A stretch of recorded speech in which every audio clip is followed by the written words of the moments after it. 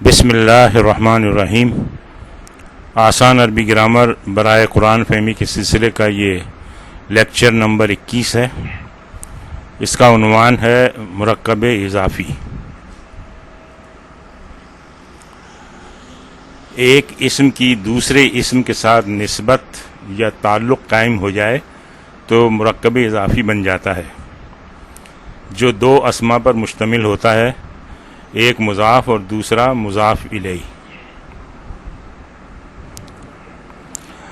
مضاف جس شے کی یا جس شے سے نسبت قائم کی جائے وہ مضاف کہلاتا ہے۔ مضاف الیہ جس چیز کی طرف نسبت قائم ہو، اس طرح ان کا آپس میں ملکیت اور مالک والا تعلق قائم ہو جاتا ہے۔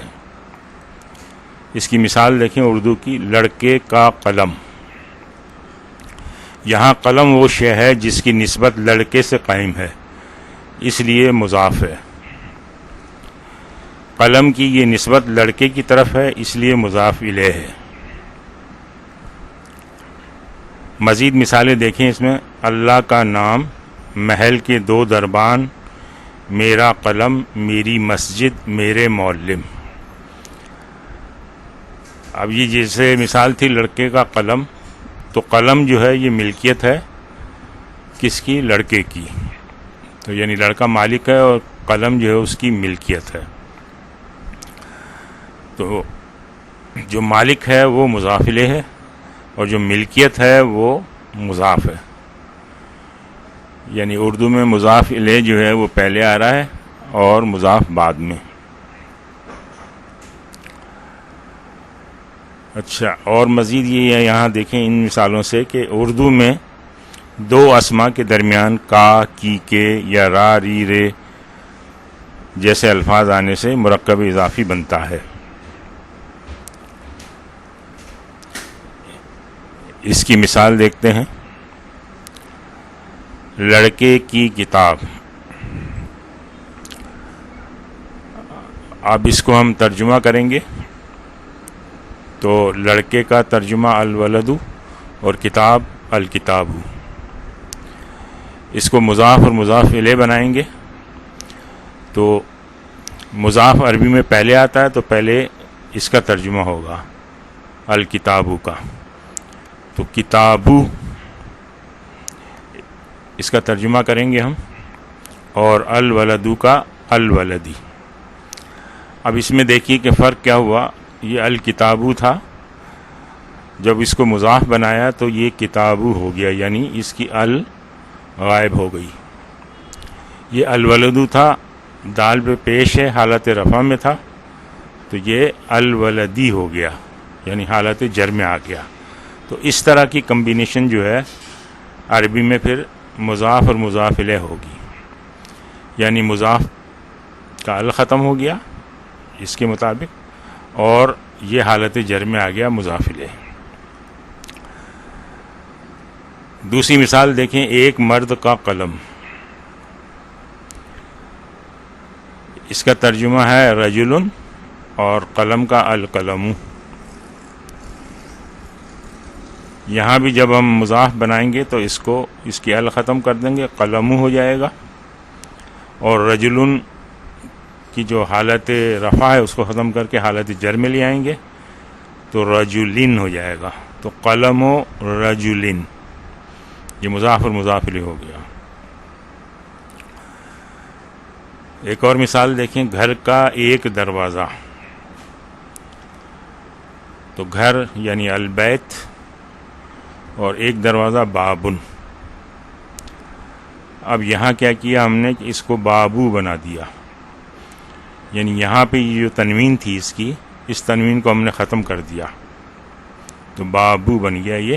اور البیت کو مضاف الیہ جب بنائیں گے تو البیتی ہو جائے گا، تو یہ اس کا مضاف اور مضاف الیہ یعنی مرکب اضافی بنے گا باب البیتی۔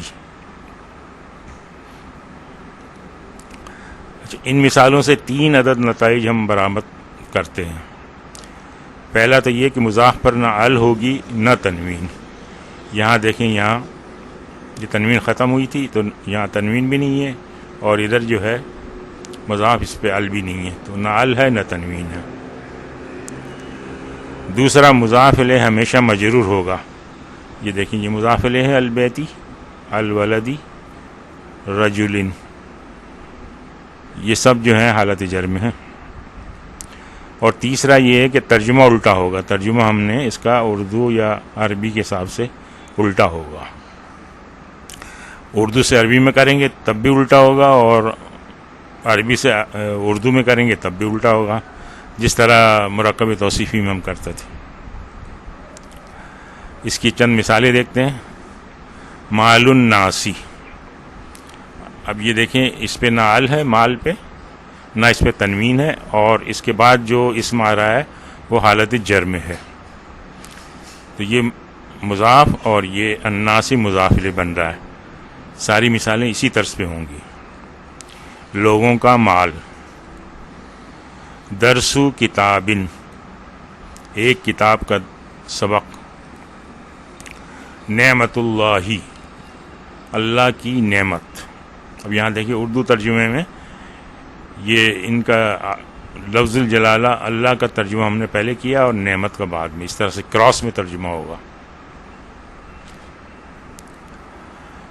بیت زیدن، زید کا گھر، طالب الجامعتی، جامع کا طالب علم، باب المدرستی، مدرسے کا دروازہ، قلم المدرسی، مدرس کا قلم، ولد حامد، حامد کا لڑکا، عذاب القبری، قبر کا عذاب، بنتو فاطمتا، فاطمتا اس لیے اس کو لائیں کہ یہ غیر منصرف ہے، اور غیر منصرف میں بھی کسرہ کے بجائے آخری حرف پہ جو ہے وہ زبر لگتا ہے۔ بنتو فاطمتا، فاطمہ کی بیٹی۔ اچھا، مضاف کی اعرابی حالت کیا ہوگی وہ دیکھتے ہیں۔ یہ ہم نے دیکھا تھا کہ مضاف الیہ کی اعرابی حالت ہمیشہ مجرور ہوگی، جبکہ مضاف کی اعرابی حالت مرفوع، منصوب یا مجرور میں سے کوئی بھی ہو سکتی ہے۔ مثال دیکھیے، کتاب اللہ، اللہ کی کتاب۔ اب اس میں یہ مضاف کی حالت دیکھیں، با پر پیش ہے تو یہ حالت رفع ہے، تو مضاف جو ہے یہاں پر مرفوع ہے۔ مضاف الیہ لفظ الجلالہ اللہ حالت جر میں۔ ضربا ولدا حامدن، یہاں پہ ولدا جو ہے یہ مضاف ہے، اور اس کی حالت آپ دیکھیں منصوب ہے، اس نے مارا حامد کے لڑکے کو، تو یہاں پر مضاف منصوب ہے۔ علی مکتب المدیری، یہاں مکتبی جو ہے یہ مضاف ہے، تو یہاں پہ حالت جر میں ہے، تو مدیر کی میز پر یہاں پر مضاف مجرور ہے۔ اب ایک مثال لیتے ہیں جس میں یہ ساری چیزیں اکٹھی ہو کے آ جائیں گی۔ ضربا ولدو حامدن ولد زیدن فی غرفت البیتی۔ اب یہاں دیکھیں یہ ولدو یہ مضاف ہے، دوسرا مضاف ہے ولدا، یہاں پہ حالت رفع میں ہے، یہاں پہ حالت نصب میں ہے، اور تیسرا مضاف ہے اس میں غرفتی، یہ حالت جر میں ہے۔ حامدن حالت جر میں ہے، یہ مضاف الیہ ہے، زیدن مضاف الیہ یہ بھی حالت جر میں ہے، اور البیتی مضاف الیہ یہ بھی حالت جر میں ہے۔ تو یہ آپ نے دیکھا کہ مضاف جو ہے وہ تینوں حالتوں میں تبدیل ہوتا ہے جملے کی مناسبت سے، لیکن مضاف الیہ جو ہے وہ حالت جر میں رہے گا ہمیشہ۔